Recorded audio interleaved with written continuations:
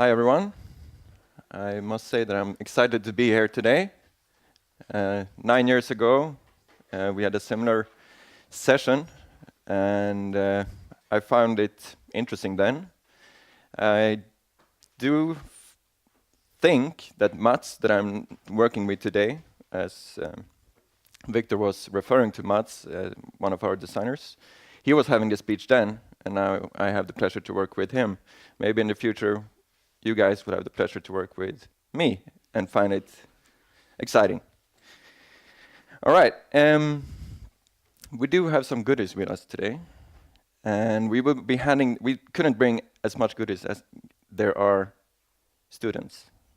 So please pay attention during the presentation, and there might be a quiz of some sort in the end, and you can earn yourself some goodies, all right? So, this is me, Niklas Eneqvist. What I will be talking about in this session is, first I will introduce myself in a bit more detail. We will talk about what I work with, a bit about my background, and then I will give a short description of our art team and how we work. And then we come to a point that is my personal workflow.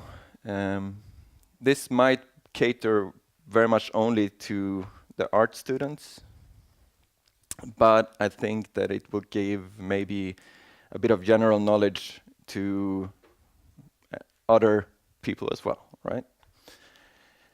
And then I'm going to touch on the subject of being a team manager and also give you some tips, since I'm also in charge of the recruitment for our team, or part of the recruitment process at least. I will give you some tips and hints what you could, try to present to us when you apply. And then it's going to end up with some personal advice, some stuff that I wished that I got to learn in school. In this point, I actually went around to the art team and asked different parts of the art team if they had anything that they would like that they've learned in school, but they didn't get to learn.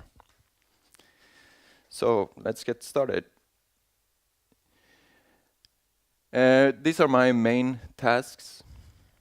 I work with player weapons and enemy weapons. In the first game, we had about roughly 200 weapons, and I made all of those weapons except 2. My secondary would be to make player and enemy accessories. These can be, for players, it's mostly cosmetics like helmets. In the first game, we had trophies that can be attached on different parts of the body. For enemies, it's mostly to make enemy variations. So it can be shoulder pads, different helmets, that kind of things, or even tattoos or stuff like that. I'm also assisting with character texturing, since we only have one character artist. It's a lot of workload for one person. And also in this, during Vermintide, PBR became a thing. And sometimes it's good to help each other out to understand if you're used to one way of texturing or setting up materials, maybe it can be a good idea to have someone to cooperate with to understand the new system. And when I do get time over for anything else, which is not so often, I try to help out with making environment assets. These can be mostly interactables like doors or crates or chests, stuff like that. And on the side, I'm also, you should say, assistant team manager. I'm not the team manager. I'm the assistant team manager.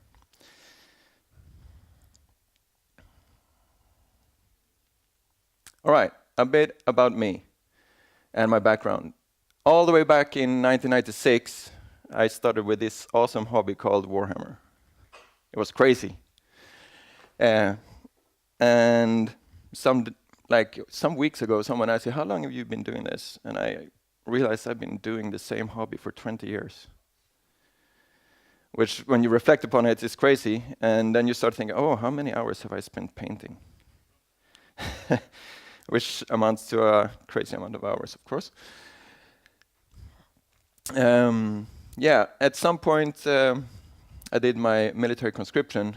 After that, I went on to become a military officer, focused on, I forgot the English word for it. It's called markstrid, which means I'm leading infantry soldiers on the ground. Due to some unlucky circumstances, the regiment here on Gotland that is now coming back, they decided to not continue that regiment. And in the process, I decided I do still want to live on Gotland, so maybe I should go back to something that I wanted to do when I was younger, which was, actually I wanted to be a concept artist, but my drawing skills never really,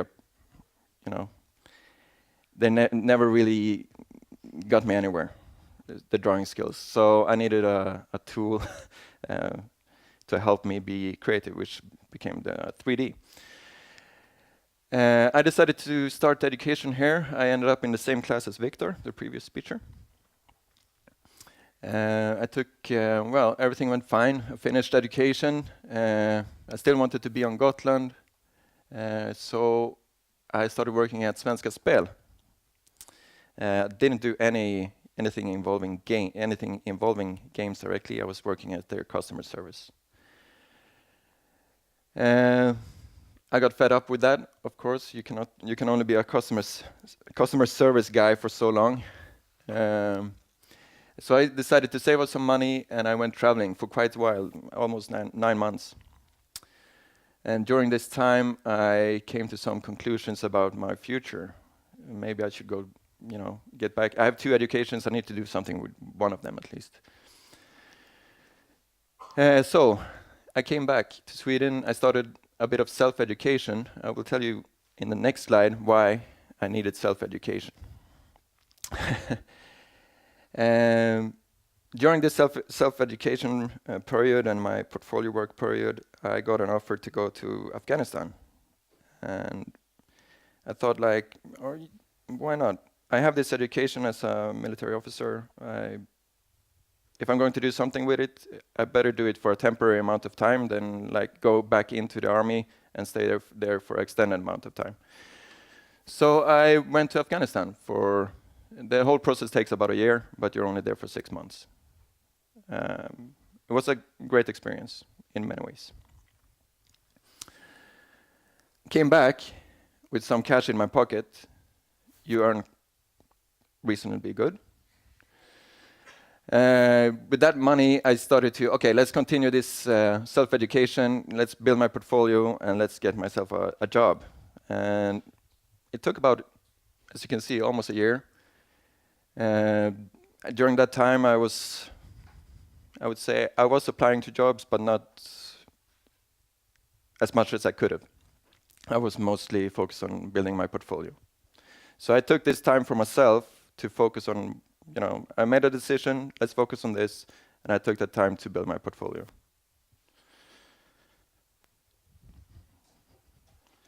And I ended up at Fatshark Games. Funny story about that is my first contact with Fatshark Games, except for Victor, was that I met 2 of the guys from Fatshark at a Warhammer tournament. And we started talking, and they asked me what I was doing. One of them was wearing a Fatshark hoodie. So of course I wanted to talk to that guy. And 2 weeks later, I ended up playing Warhammer at the Fatshark office, and I got an internship. That's how I ended up. It's not a good tip, okay, you need to find the right guy in the right scene, and then just pinpoint him and get an internship, but that's how it went down. All right, and the reason why I needed self-education is because this game was a very big game during my education. It was a big game for me. I was one of the lucky few to actually finish Naxxramas. We finished. If anyone has played World of Warcraft, raise your hands. 50% at least, yeah. Yeah, I'm one of the few that managed to kill Kel'Thuzad before Burning Crusade came out. I mean, I never got to brag about this anywhere else. Where can I brag about it if I cannot brag about it here, all right? And it's actually me on the top of the damage meters here. So. All right, team structure in the art department. We have 3 2D artists, which is 2 concept artists. One of them is purely 2D, and one of them is working with 3D as well. So he makes part of his concepts in 3D. And the third one is he makes in-game assets in 2D, like UI and icons, stuff like that. Over on the 3D side, we have 7 artists, consisting of 3 environment artists, 1 character artist, 1 character prop art, that would be me, and 2 interns at the moment. We have 2 technical artists and 1 level artist. I think it's good if I explain some of these roles, because they can be a bit different in different companies. The 2 first ones I've already explained, so let's head over to the environment art. And environment art basically makes the levels, like the art you see in the levels. They're not designing the levels, but they make the art. This involves every unit that you place on the level, but it also includes all the art that goes into the level creation, like ground surfaces and all the backdrops, everything like that. The character art artist, in our case, we have 1. We do some outsourcing for characters as well. The character artist, he makes characters. That's quite simple. The character prop art guy would be me, and in the previous slide I was explaining that what I do basically. I make everything that the characters is going to either hold or have on their bodies that is attachable. Interns, we use them for what we need to use them for. Mostly props. Technical artists, this term is one of the ones I think differ mostly between different companies. In our case, one of them is mostly focused on visual effects, and the other guy is mostly into making things work, like rigging, setting up constraints, setting up systems for how our characters is going to behave in the world, and so on. And level artist, well, you would be surprised. He actually makes everything look pretty, because without this guy, everything would not look as pretty as it does. He set up all the environment settings like lighting, details certain areas of a body, of a level. So, for example, a level becomes more interesting to explore. Level artist is something that I didn't realize was a thing before I started at Fatshark and before we actually got one. When I started at Fatshark, I can mention that as well. I've been working on War of the Vikings, Vermintide 1 and Vermintide 2. And it was not until Vermintide that we got someone that was really into the level art role. Team size. This is not a big team. If we compare like the amount of sold units and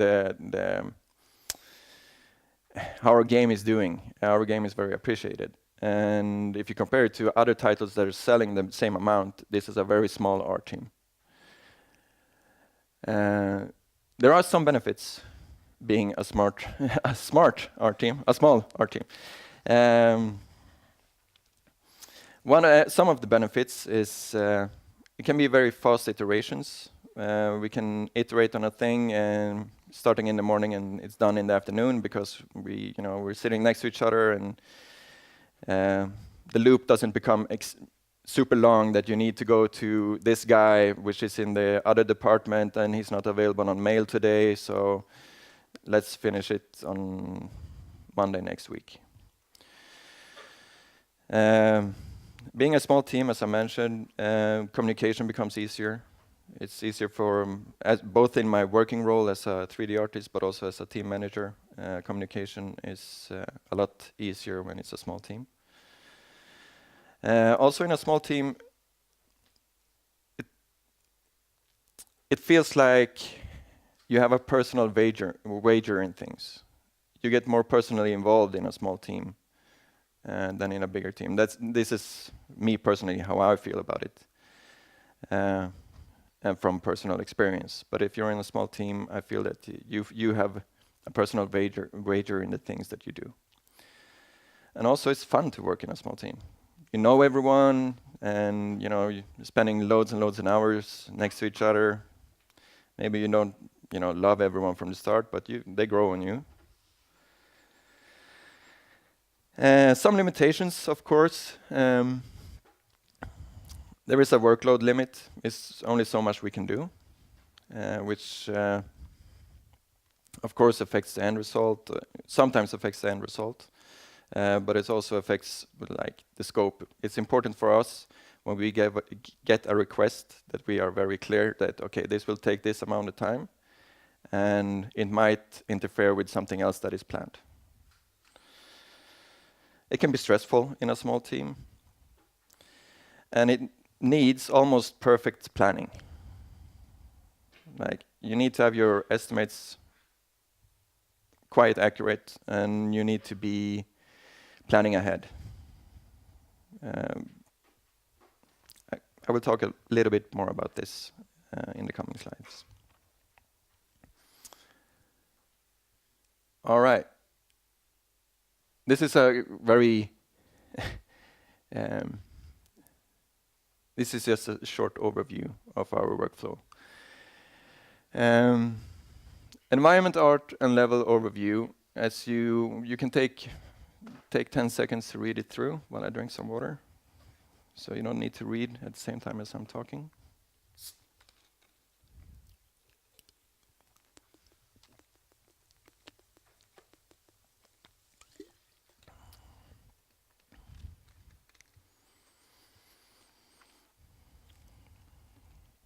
Okay. Basically, the cycle goes like this. We get a request. And in our case, we're an independent company. In our case and how the company is set up, we get the request from actually our CEO.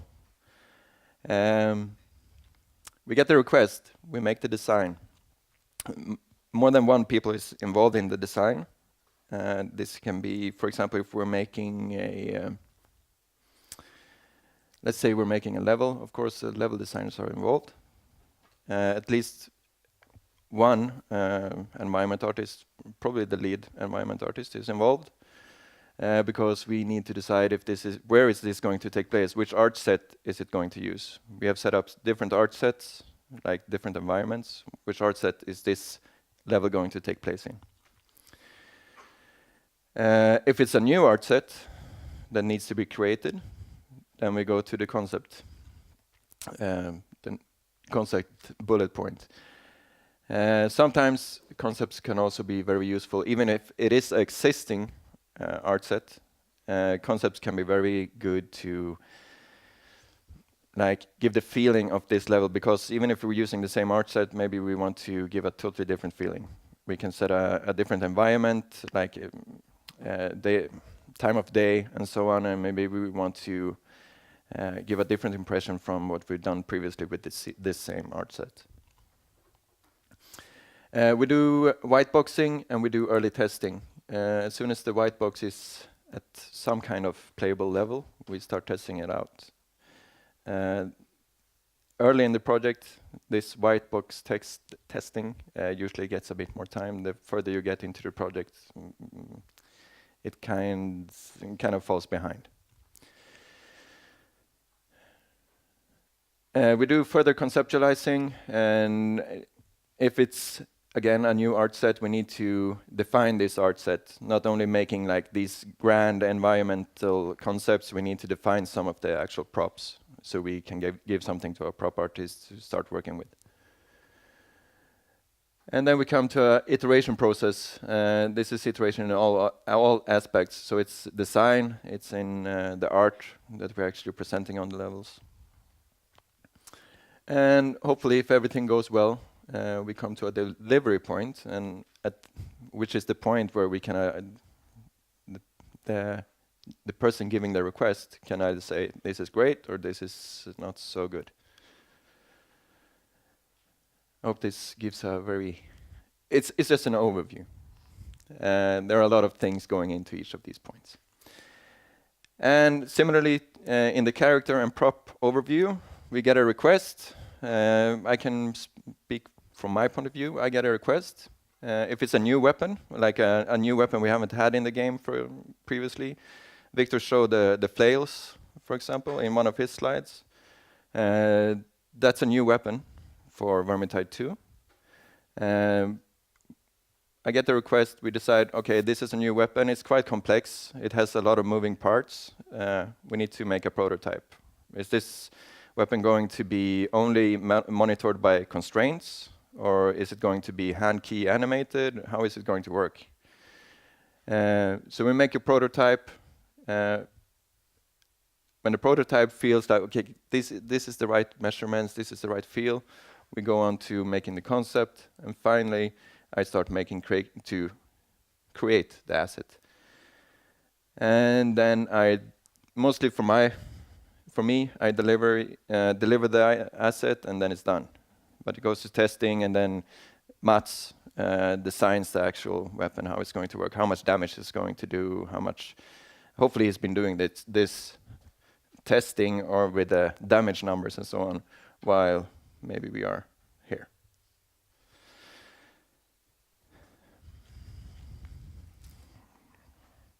Okay, on to my personal workflow. And this is the bit that's mostly intended for 3D artists.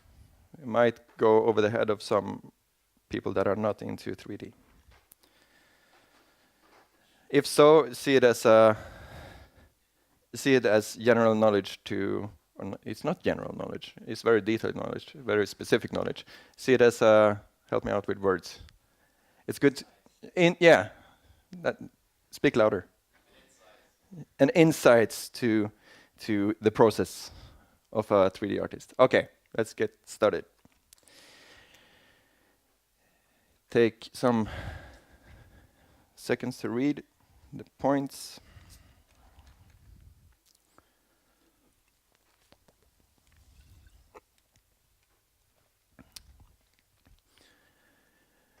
Okay, before I start talking about the points, a question that is usually I get sometimes, and it's very often, is like, what programs do you use, and so on. So I usually, I do use 3D Studio Max, and I use ZBrush, and I use Quixel Suite to texturize for texturing.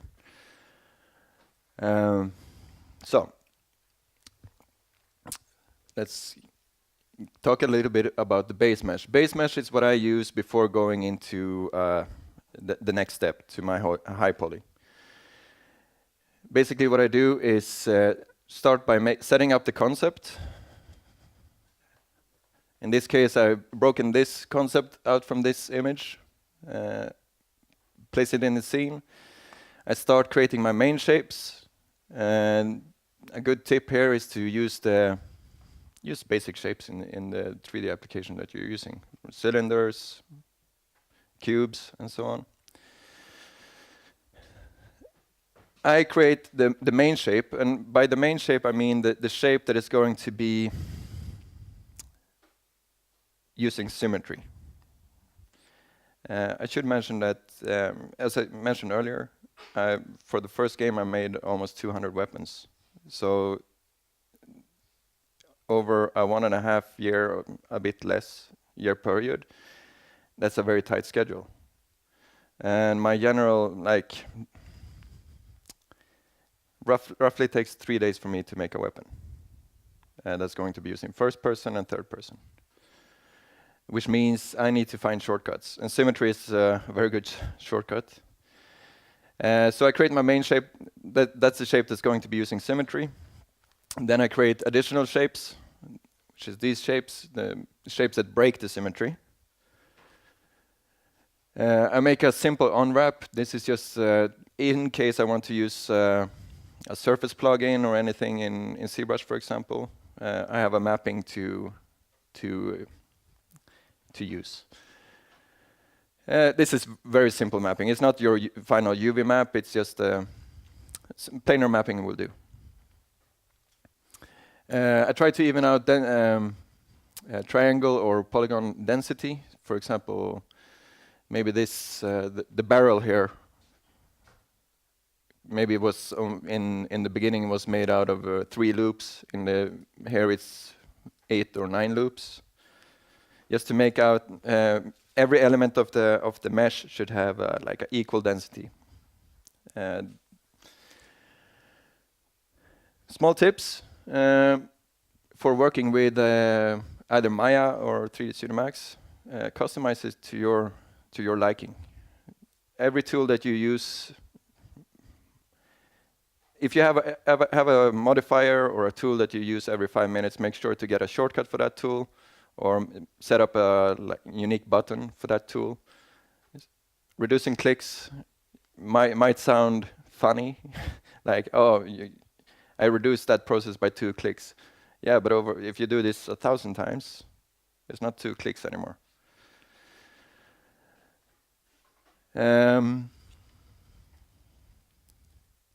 Yeah, next point.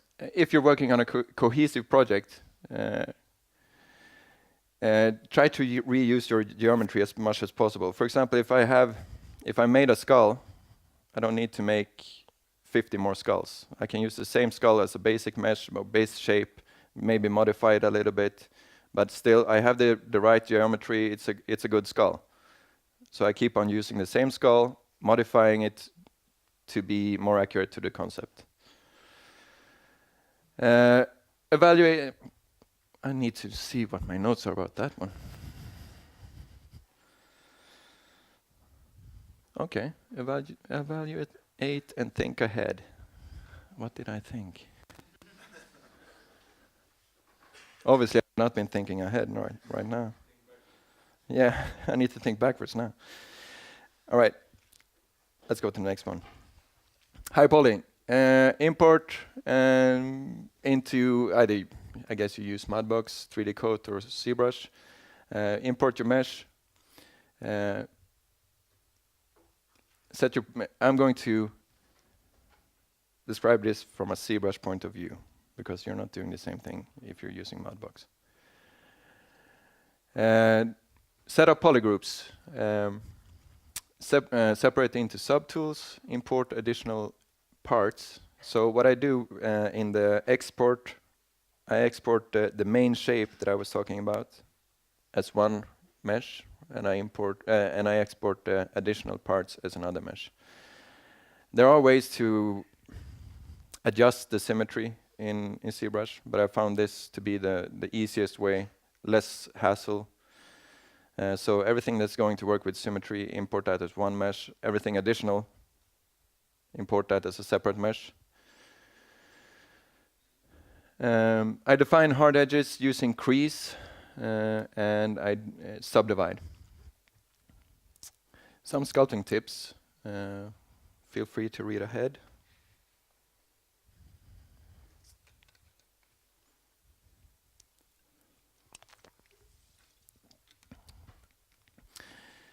Obviously, you will have classes about this if you haven't already. And these are just some things, or some reminders. Start with big shapes. Everything that is defining the main shape or creating the silhouette of the asset that you're creating. Start with those. use symmetry everywhere that where you can, right? After that step, I add some surfaces. This is just, this is using the surface tool in ZBrush. This is in case I do miss any areas that needs a surface, because this one, that tool in ZBrush, it just adds a surface for the whole thing. I define this by material, so I add one surface to the wooden parts, and I add one surface to the metal parts. If it's a specific kind of metal, I add another surface. And then I destroy the symmetry. I break up the symmetry using scratches or different kinds of damage to the asset. And after all, it's Warhammer, so everything has been used. Everything is a bit old. Everything. I think the idea in the Warhammer world is, if it's not broken, why fix it? Yeah, decimation and export as parts. This is it's not a in-depth workflow, but it's at least an overview how I work in my position. It can be useful for some and maybe not as useful for others. The tips. Same thing again, make use of shortcuts, set up your UI. You would be surprised if how much time you can save by having your brush shortcuts memorized. It takes a lot of time in the end to click, brush, find the brush, click. Takes a lot of time in the end, so just doing that in half a second is very helpful, switching between brushes. Also, create your personalized or project-based surface and brush library, which is very useful for me. For example, now I've been working with Vermintide for almost 4 years. So at this point, I have quite a big library of surfaces and brushes that is for the Warhammer world. That's my project library. And also in this stage, be creative, and don't be afraid to mess up things like destroy your symmetry and stuff like that, because after this step you will not really need the symmetry anymore. You only kept the symmetry because you wanted to come to this step and create all your main shapes. And plan for the baking process. This is mostly like when it comes to baking normals. Have an understanding what works to bake and what doesn't work to bake.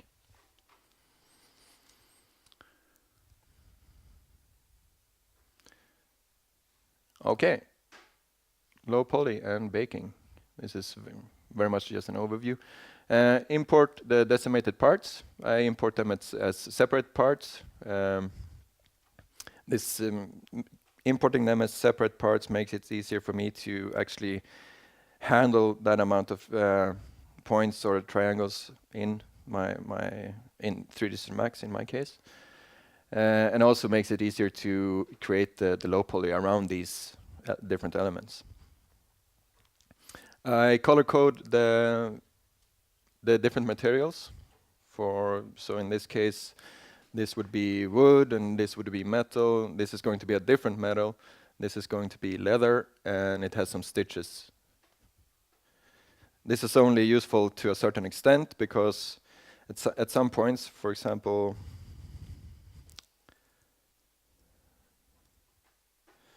if we come to this one, this is one element, and these runes, details, they're only sculpted. So I cannot color code them just by default in 3D Studio Max. So that will need some masking by hand later on.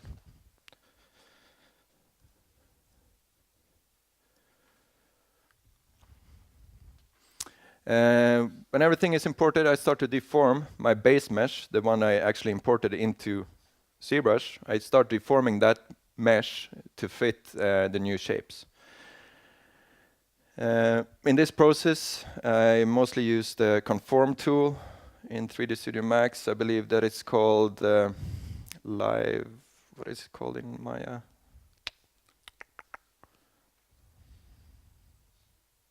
Maya has a equally good tool. All right. On to unwrapping, exploding and baking. The maps that I bake all of the time is the color map, which are also used as an ID map. I bake the tangent normal map, I bake the object space normal map, and ambient occlusion. Before going forward in the process, I double check my normal map and my ambient occlusion so they actually work as intended. And some tips. Getting comfortable with the conform to live surface, it's called in Maya.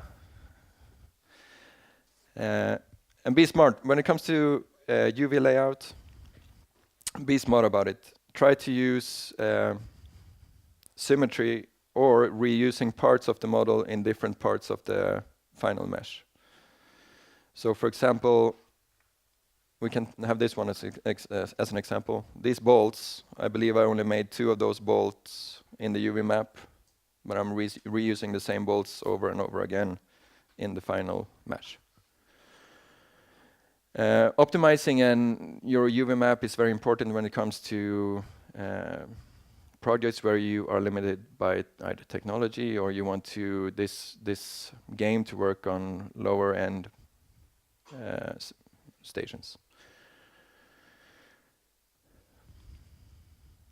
I use an external application for baking everything besides the color map. I use an external application. This helps me to it allows me to continue working in 3D Studio Max. I'm not blocking 3D Studio Max because I'm in the process of baking something.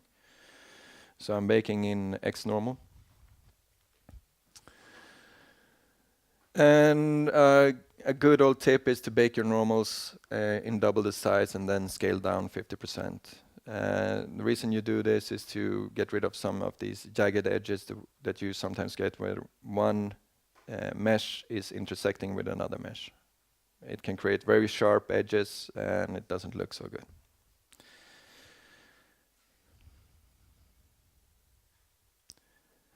Texturing and delivery. All right, before texturing, as I mentioned before, I need to do some tweaks to the color map, the ID map, some stuff that that are not unique elements in the mesh or they're separate elements. I need to mask that and make an ID for that. I generate additional ambient occlusion, cavity map, and height map using, in my case, the Quixos suit. This is also very much available in Substance if you prefer Substance.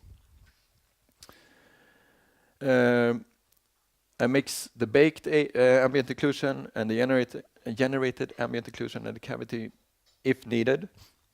The reason I do this is because I made some materials that work better if you have more contrast, for example, or if you have, well, if it's easier to make out details in your ambient occlusion. So I want to, in my ambient occlusion, it's very often that I want to add some of the cavity map into my ambient occlusion. This is when working with Quixos suit. I believe it works a bit differently in Substance. And before the final delivery, I need to create one version of this that is for third-person use. The item I've been creating, this whole process up until this point has been focused on the first-person weapon, the weapon that's going to be in the screen.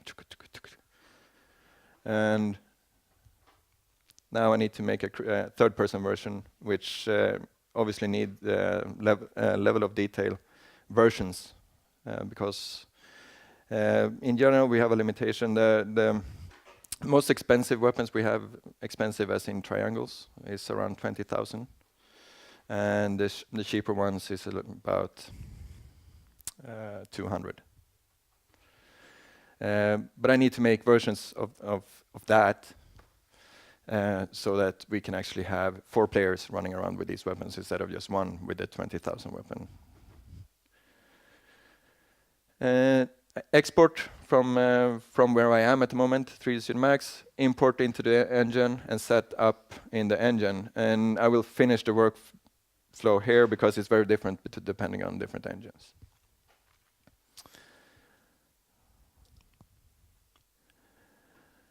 Tips would be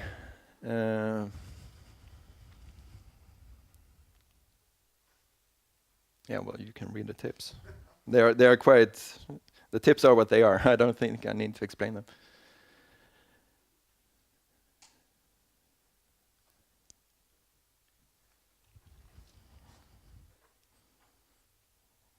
The second point there. No one will notice, for real. No one will notice if it's 50% less. Only you will notice. It's super hard, especially in the beginning. Like, oh, I spent like 8 hours creating this, or even I spent 2 days creating this, and now I'm destroying it. And that's the end result of the work process.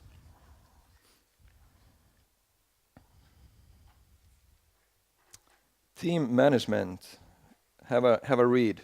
Couple of seconds. It's very fitting to have the hook rat.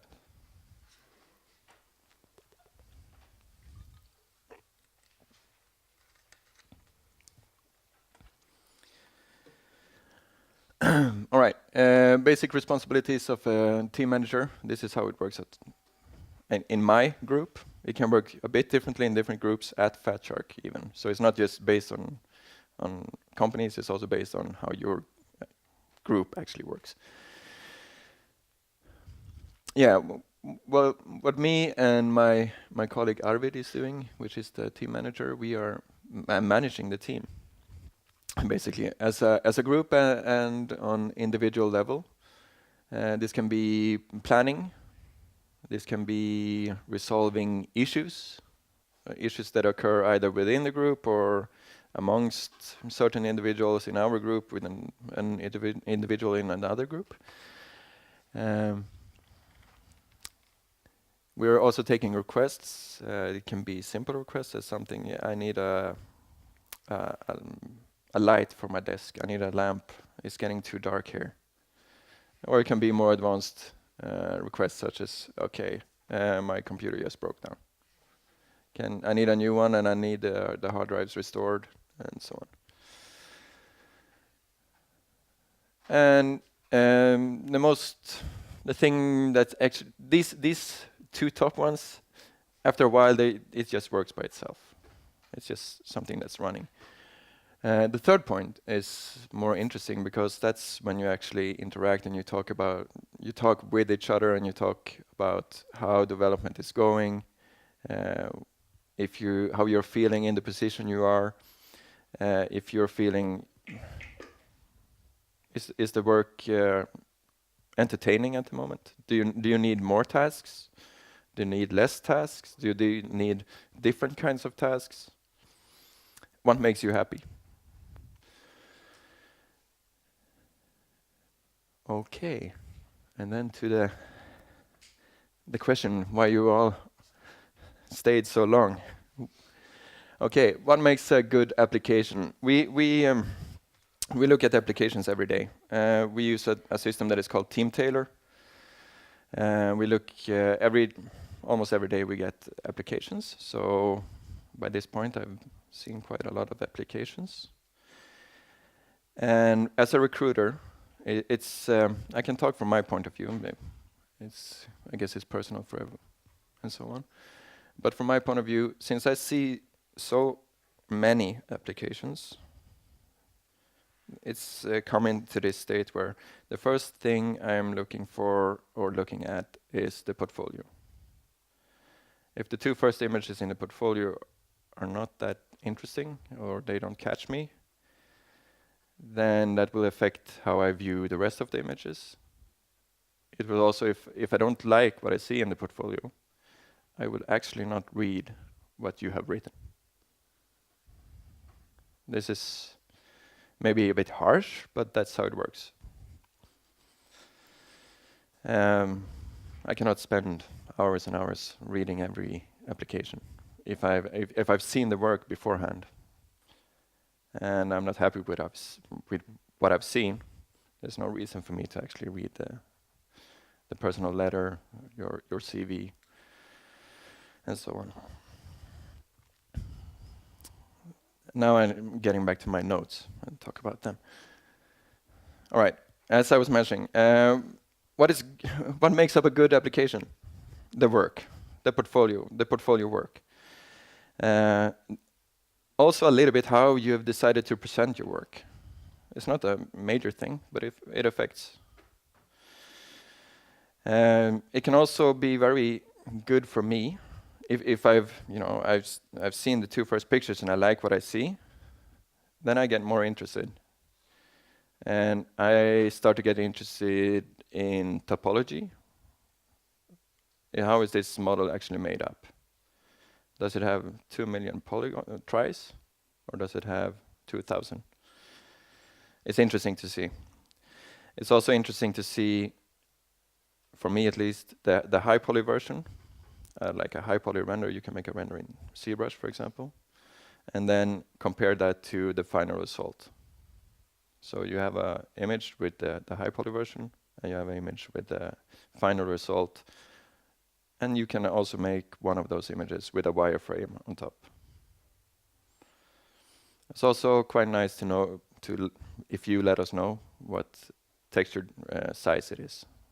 Is it 4K, 2K, so on.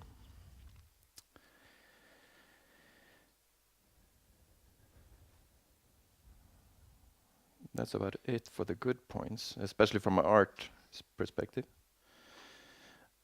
On top of that, if everything that is super good, like I like what I've seen with the images, I like what I've seen with the techniques that you've used, then it's super cool if you have like special traits that you write about. It can be anything, really. I've read a lot of, people have quirks. All right, do not have fillers. That's what I want to say about what makes a good application not work. Don't have filler work. Don't just say like, okay, I have these three images and they are or these 3 objects and they are super awesome. But it feels, it feels lame to only have 3 things. Let's toss that thing in that I made 5 years ago as well. It ruins the experience. Don't fill out your portfolio. I'd rather see 3 great things than see 3 great things and 2 very poorly made things. And then some small things to have in mind. You will be competing for a position with people that are equally good as you, or in a lot of cases better than you. Try to be creative with the art you present, something that sets you apart. I will not give any examples because then in a couple of months I will get a lot of things looking in a certain way. But try to be creative when you decide what things you're going to make for the portfolio. Don't make a M16, right? Because there's a lot of M16s out there. Or AK-47s as well, for that case, in that matter. Try to make something that sets you aside from the pack. This comes back in the written part. If you have certain quirks or skills, it's fun to know. Some of them are very necessary to know when you actually get the position.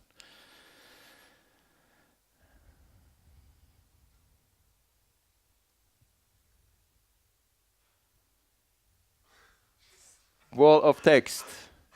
Read, reflect, and me and Victor is going to get ready for the questions part. And we can let this be for a while, so if you have questions on this one, feel free.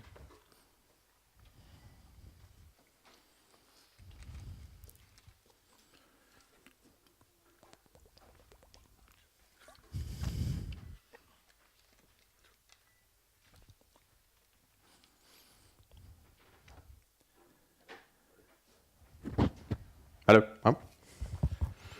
Okay, so we'll do questions for both of us. So like general questions, Fatshark, design, and artist. Yeah.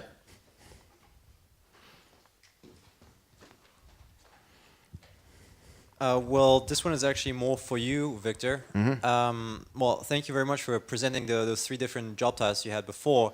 And I'm very keen actually on understanding what a producer would be doing at your company, because I've asked 5 of my friends in industry and watched countless talks on that position, and every company defines it differently. Yeah. And worst case, it's just ill-defined in general. So what would that position be at Fatshark? I think that's true for us as well, that it's pretty ill-defined. So I'm actually not a producer. I'm a game designer. One of our producers, he quit, and so I had to fill in. So I've been a producer for the last 6 months, so I don't really have any like long producer background. The thing was that my work on Vermintide 2 is with the world team, or like the level design team. So I was already sort of filling a producer role because there's not that much pure design to do. It's mostly like making sure that we are doing what we're supposed to be doing, and like following the guidelines that we had set up before. And also like coming up with stuff and stuff like that. But a lot of the work was just like maintaining and making sure that things got done. So I could fill a producer role pretty easily. But we have one executive producer. He's very sort of top management style, and then we have 2 real producers.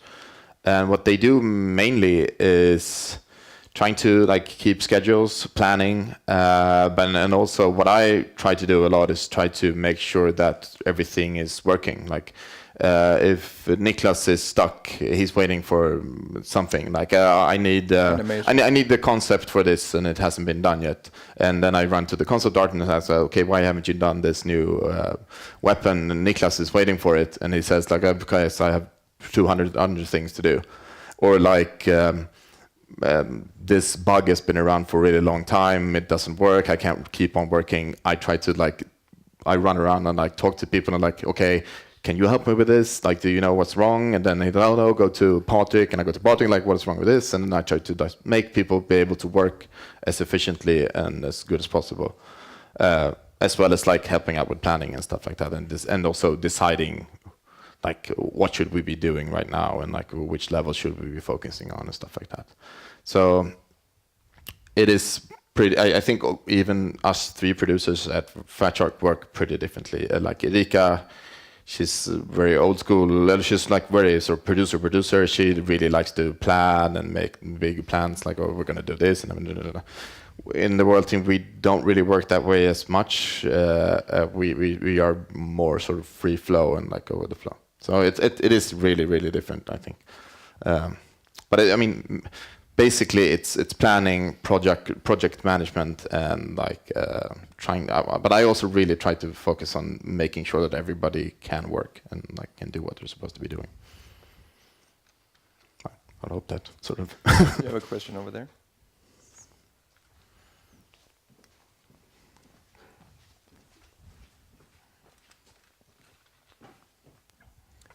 Hello. Hello. Just to start off, I really enjoyed the game, Vermintide. I think it's really good. I was wondering, how did you come to work with the Warhammer license? Like, it's a very big license, and how does that kind of affect your kind of your liberties and freedom while working on the game? Should I answer? Yeah, sure. I can answer from an art perspective, and if you have any other input, you can give that. In the art perspective, it's of course our concept artists want to stay in line with what is already present in the Warhammer universe or Warhammer world, but they make up their own things, and every concept we make, we send for approval. I think we got 2 nays in total during these 4 years. 2 concepts that has not in the end been approved. So in our case, Games Workshop has been very generous or liberal with the licensing part, and it's been very easy to work with them because the things we have created, they have liked most of it. I think you would get a more interesting answer if we would have had problems. Yeah, but the thing is that we are, like Niklas has been doing Warhammer for 20 years. We are hardcore. I am not, actually. I knew nothing about Warhammer before working on this. But he's played once. Yeah, once. Half a game. But the thing is, we are hardcore Warhammer fans, so we know what we're doing. So, but they approve everything. Like, everything is under scrutiny, so you have to stay very true to their IP. How we got the IP is a pretty weird sort of circumstance. It was he was the art director back then. Now he's the game director. Anders, he has been a long-term Warhammer guy, and he just he sent a letter to Games Workshop's customer service. Hi, I make video games for a living. We're Fatshark. We have done this, this, and this. We want to make a Warhammer game. Who should I talk to? And they were like, you should talk to this guy. And then he's like, hello. So we've done this. We showed the games we've done. This is around the Krater time, I think.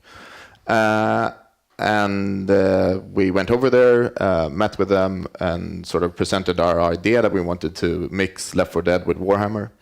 And they really, really liked it. And then it's just been smooth sailing almost since then. But we just approached them, basically. We just said, hey, and this was also after THQ went down.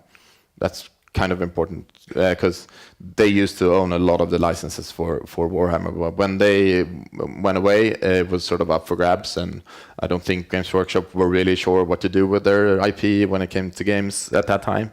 So we just sort of saw our opportunity and went for it. And I think they still have that type of approach to when it comes to. I think you can pretty easily just contact them and say, hey, I make. Probably you need some kind of pedagogy, but I mean they're doing big games and small games and like everything from mobile. So don't be afraid to just give it a shot, because I mean we thought they're never going to answer. Like I mean we were an established company, we'd done a lot of games, but still we thought like it's too big, they're never going to care. But they did, and now we're making like our dream games, so it's really cool.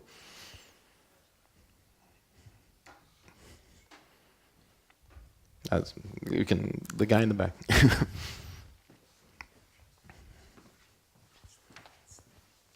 That's like usually like that's also when it comes to like applying to get into companies and stuff like that.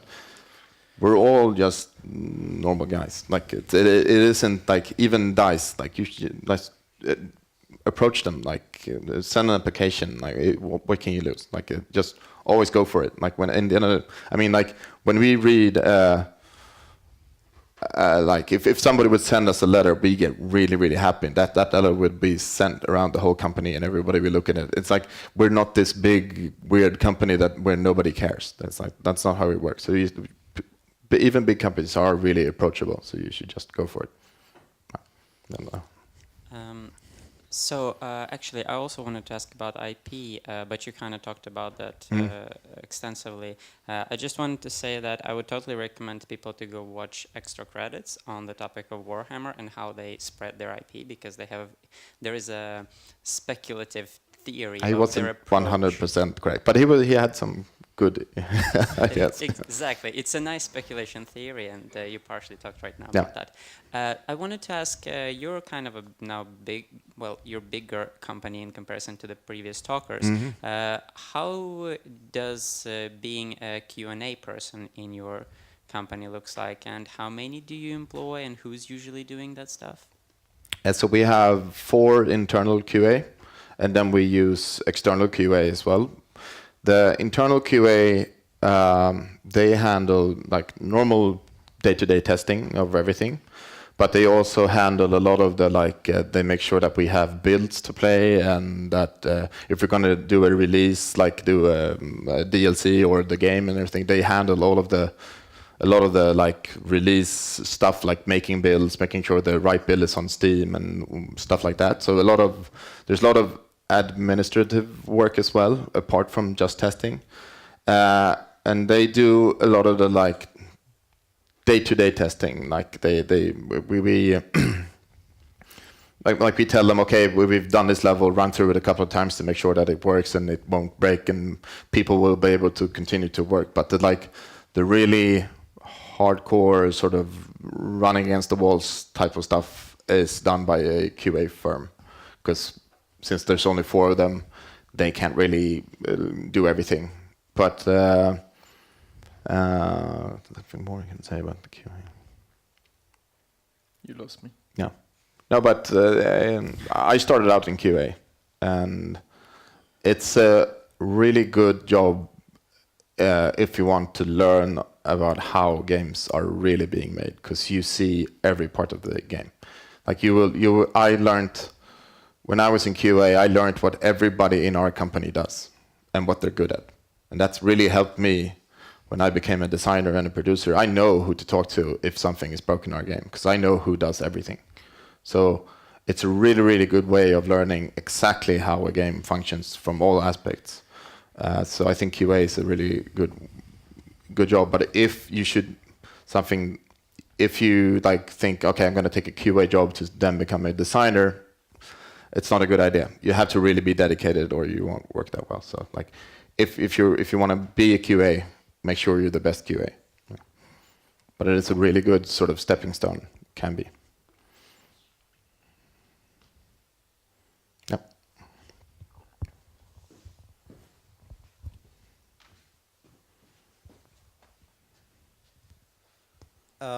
So my question regards also the licensing and IP, but rather, since you mentioned most people at Fatshark were already Warhammer fans, I'm also assuming that there were some people there who had never even played or heard of it. In those cases, how did you manage to get everybody up to speed, at least to a basic level, in order for the whole design process to be in line with the existing lore, design, and just some mechanics maybe that you might have taken from the base game? Did you all run to Niklas for that? How did that work? How did you familiarize everybody quickly enough with not to be a burden financially and also time-wise on the production process? Right. I can answer it partly. Yeah. There's been a lot of questions. People very often come to either me or someone else has been into the hobby for quite some time, and they ask like, does this exist in the Warhammer world? And then you explain, no. Or that's not an explanation. That's more just like, are you, you know. But it's we encourage people reading, and we have had play events where we've been playing the Warhammer game, like the actual tabletop game. This is, although it's been based on, it's not been obligatory. But that's one way for people that are interested in the actual game to get to know the game. Other than that, it's mostly been, answering questions. When people have questions, they either go to me, they go to maybe Anders or someone else that's been into the hobby for a very long time, and we answer the questions. So just to follow up, since you said those events were optional, Yeah. does that mean that they were taking place outside of your usual working hours? No, it was during working hours. But they were optional because it's very hard to play Warhammer on 70 people. So. But also I can add, like, I did not know a lot about. I knew about Warhammer, like, basically, but I had never really played. And that was really good, because like you need somebody that doesn't know everything to be the person that can look at the game and say, I don't understand this. Well, why should I care? Like, and this is not cool to me. Like, okay, I understand that you that have like read all the books and everything like that, you think this is super cool that this little thing is like, and it's so, oh, this is so important, we have to have this. I was sort of the voice that was like, no, we don't. Like, yeah, I don't care. It doesn't really, like, because you're gonna sell to people that don't know about Warhammer as well. You can't just be like super laser focused, like this is only for the fans of Warhammer. You're going to miss out on a lot of people that might enjoy your game. And one of our like goals with Vermintide was to bring Warhammer to people that weren't interested in Warhammer. Like we really wanted it to be for everyone. So it is really important to know your shit. You have to really know what you're working with. And it was really lucky that we had like Niklas and Anders, and like we had in-house gurus that we could talk to, and they know everything. Like our accountant knows everything there is to know about Warhammer. You can ask him anything and he knows everything. So that was like super, super good to have. But it is also really important to like look out of your own sort of small shell and like think, what is a normal player going to think about this? Are they going to care? And why can't we do that? Like question things like, well, why can't we do that? They're stupid. Like, and the thing is also, which is important, like somebody has made all this shit up. You can also make shit up. Like, of course you can't do that from the start. You have to be really careful when you're making shit up, but you can. I mean, the Warhammer universe does not exist. I'm sorry, but it doesn't. It doesn't. Somebody made everything up. So, but that's then you really need to know your shit. But you have to, if you never want to challenge that, it's I think you're gonna end up with a pretty bad project or a product that's not gonna appeal to everyone. To continue on that, we actually got the opportunity to further extend the Warhammer universe or develop the Warhammer universe, how things actually took place during the Warhammer End Times, which is a certain era in Warhammer. We get to decide that part of the story. So we are actually writing part of the Warhammer lore. Yeah. And then they have given us the option to do so, which is great. But it's really important to find like a guru or somebody you can talk to that knows everything, so you can bounce ideas with. Yeah, I just want to ask from a project manager perspective. You are like game designer, but I think you said that you're also a project manager. I'm a producer, yeah. Yeah, and you're a graphic guy, but you're a group manager. Yeah. So how those roles? How because we are taught like differently on our classes. So yeah. Regarding like time consumption for you specifically, because you have to do. Yeah, well, for me... We are both team managers, but yeah. I'm for design, he's for art. We have team managers for every discipline. So like code has their team and they have their team managers, so design has theirs and art has theirs. And for me, it's a small part of the work, maybe 4%. Although when it's time for the follow-up talks and the development talks, then obviously it takes a lot more time, because then you spend full days talking with your team individually, and we have 1 hour talks or sometimes 2 hour talks with each individual and see how their progress is going and how they are feeling in their work position and so on. So that's it has periods where it's more intense, but during the normal workflow or the normal routines, it's a very small part, at least for me. Yeah, but the thing I think why we have like the people that are managers for the teams are parts of the teams as well is it's just a question of team size. Like we don't have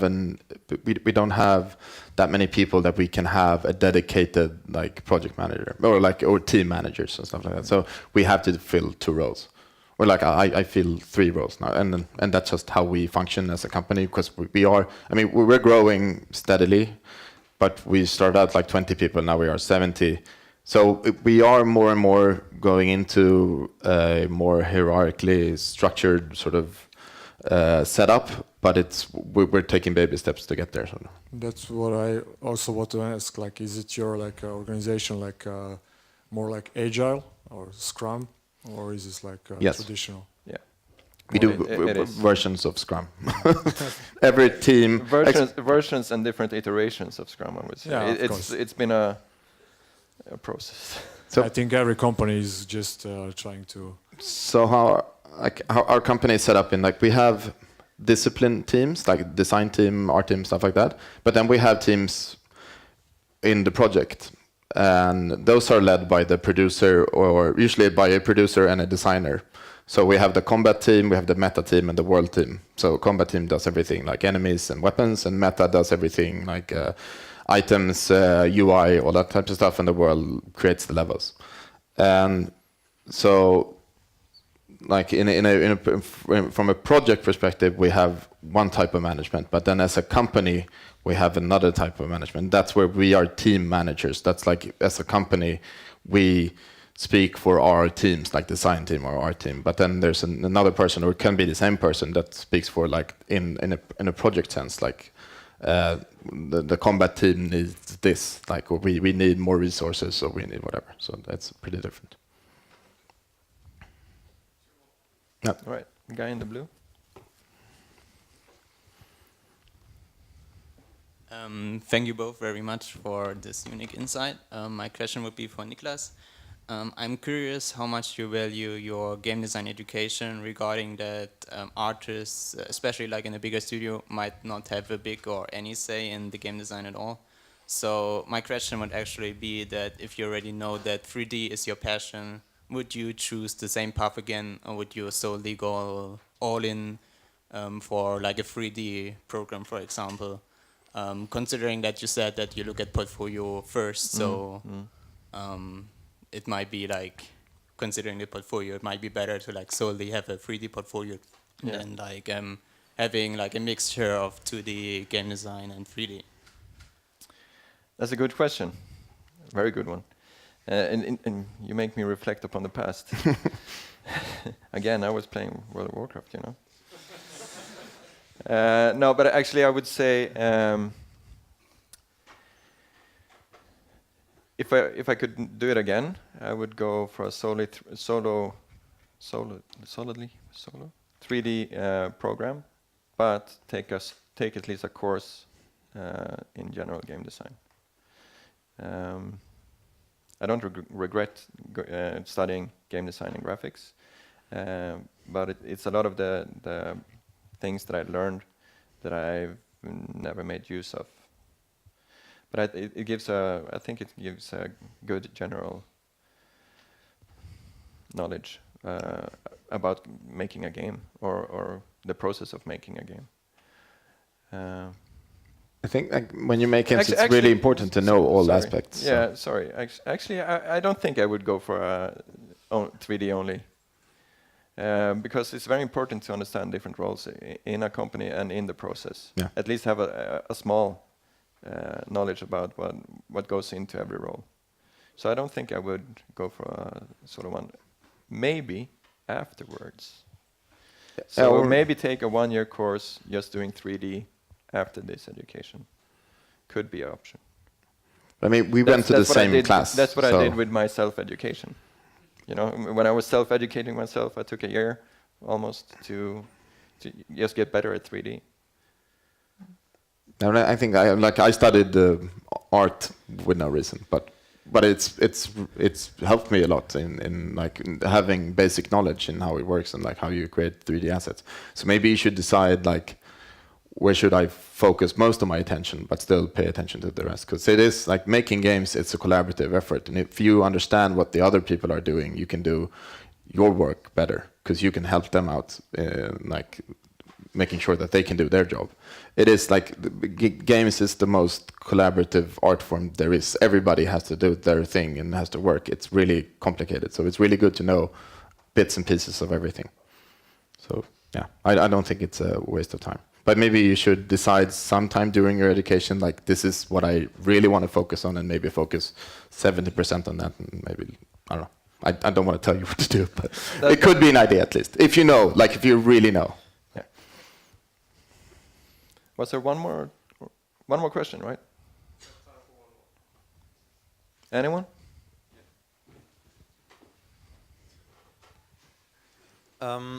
So I do have a question regarding the level design and how you would create a portfolio regarding that part. Mm-hmm. Since there are many different ways of creating levels, either for your own game, by modding, by using existing level editors that are open source or just provided by the actual community, such as, for example, Open4 for GTA or others.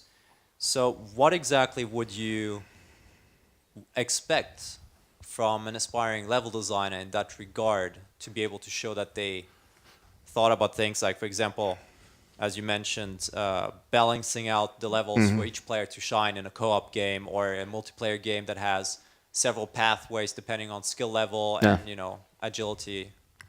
I think, because I look at all the level design applications, and what sort of often sticks out to me, because we get a lot, and usually it's really hard to judge if they're good or not, because it's like a video of a level or something like that. So the thing I usually go on is like, you need to explain what you've done and why you've done it and what your thinking was, because that's the only thing I really can judge often. Like, it's really hard to like, oh, I made this Unreal Tournament level. Okay, it looks okay. Like, sure, it looks pretty good, but I don't know, did you make the art? Probably not. Like, is it the art that's making it look good? So I want to see, like, I want to see your thought process behind it. So I want some, like, okay, I started out like this, I planned it out like this, and then I did like this, and then I want you to analyze it and like say, this worked good, this worked bad, and stuff like that. That really impresses me if you've, like, if I feel like you've actually done the work, like the whole, and really show me what your thinking is, because otherwise it's really, really hard for me to judge if it's good or not. Because, yeah, a video of a level, especially like a versus level or something like that, is super, super hard to judge if it's good, because it can look really good, but it might be really crap. So, like, documentation is really important. Like, this is why I did this is what I was thinking, this is what I tried to achieve, and stuff like that. So, if it were a multiplayer map, for example, that was playable, having heat maps of kill zones, death zones, jumps, blueprints of the architecture would be more useful to a certain degree to evaluate the quality of the level design process rather than a simple video. Probably, yeah. But both. I mean, you need the video as well, but without the other part, it's really hard for me to say if you're good or if it's good or it's bad. So yeah, the analysis of your work is really important, right?